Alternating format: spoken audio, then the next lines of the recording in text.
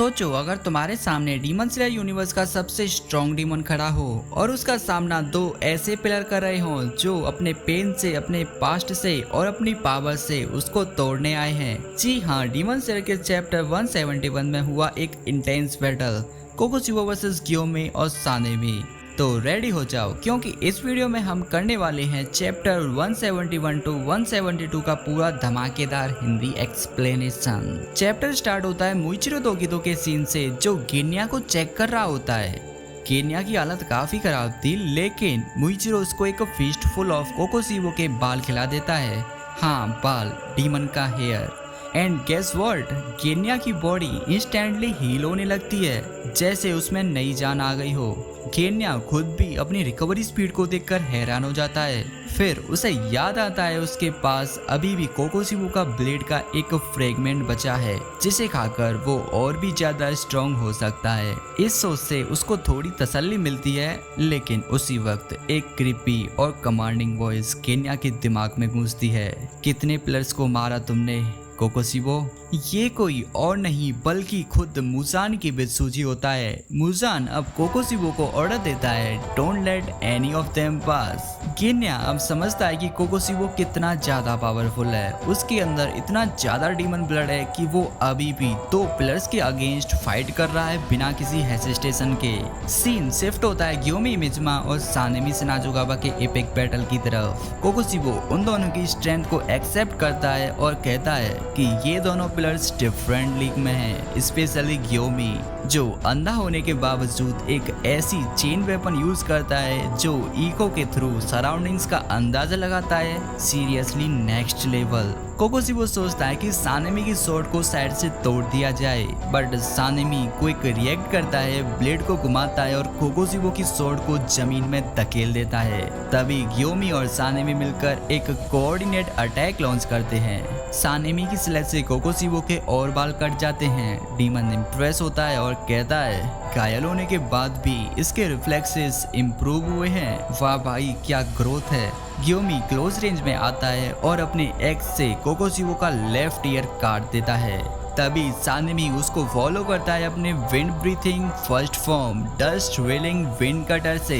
कोकोशिबो barely बच पाता है और यही नहीं, यहाँ पर दोनों मिलकर और भी टेक्निक्स को लॉन्च करते हैं। Storm breathing first form, bipolar by Gyomei, wind breathing seventh form, sudden gust by Sanemi. लेकिन इन सारे अटैक से कोकोशिबो का बस किमोनो फटता है।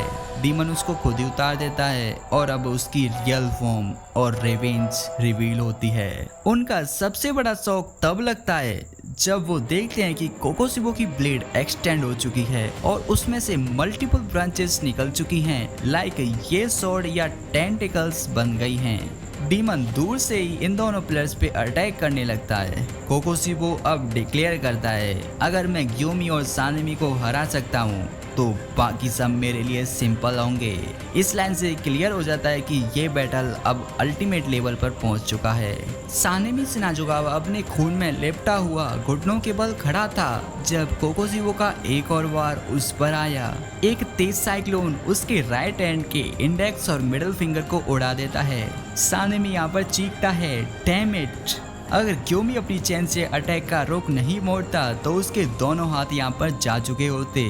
अब उसका रियर ब्लड भी उस प्रभाव को खोना शुरू कर चुका था। कोकोशिबो अब उस सुगंध के लिए इम्यून होता जा रहा था। सानेमी के मन में एक सोच चिंगारी की तरह उठी, मैं कहीं बोझ तो नहीं बन रहा। इसके बाद दूर कगाया और उबुयाशिकी के बच्चे कुनाई और किरिया इस सिचुएशन को देख रहे थे। कुनाई का सजेशन था कि तांजीरो और ग्यू को भेज दो इस लड़ाई को जीतने के लिए, लेकिन किरिया उससे भी ज्यादा दृढ़ था। ग्योमी, सानेमी, मुइचिरो और गेन्या ये चार ही काफी हैं लड़ने के लिए और ये लोग जीतेंगे भी। इसके बाद सीन शिफ्ट होता है।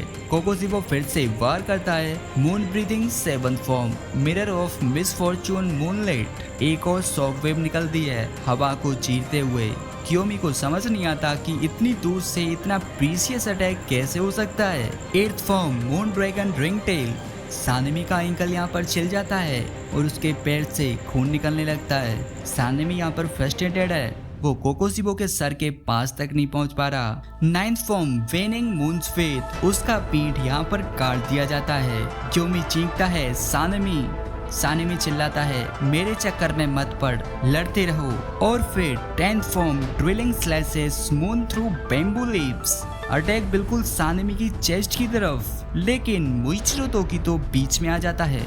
मैं तुमको मरने नहीं दूंगा। मुइचिरो के ये वर्ड्स गूंज जाते हैं, तुम अभी भी दोनों हाथों से तलवार पकड़ सकते हो, तो ये लड़ाई तुम्हारी है। इसके बाद वहीं एक कोने में गेन्या छुपा हुआ है, कांप रहा है, उसके पैर हिल नहीं रहे, आंखों में डर है, उसका दिल चीख रहा था मैं कुछ नहीं कर पाऊंगा, मुझको वो फिर से मार देगा। लेकिन उसी वक्त उसको तांजीरो की बात याद आती है। सबसे कमजोर लोगों में ही सबसे ज्यादा संभावनाएं होती हैं, क्योंकि ज्यादातर लोग उनको नजरअंदाज करते हैं। डाकी और ग्यूतारो के खिलाफ तांजीरो ने कैसे पलट दिया था पूरा बैटलफील्ड, वही हिम्मत गेन्या को फिर से जगाती है। अगर मैं कमजोर हूँ तो मैं वो हूँ जो सबसे छुपकर वार कर सकता है। गेन्या अपना हाथ बढ़ाता है और कोकोशिबो की तलवार का एक टुकड़ा निकालता है। उसके मन में एक ही बात है, अगर मैं खुद को खत्म कर दूंगा तो शायद मैं सबको बचा पाऊंगा। तो दोस्तों, अगर आप लोगों को आज का ये एपिसोड पसंद आया हो तो लाइक करो और कमेंट में बताओ क्या गेन्या का ये सैक्रिफाइस कुछ बदल पाएगा। और सब्सक्राइब करना बिल्कुल मत भूलना, क्योंकि चैप्टर 173 लेकर हम जल्दी वापस आएंगे।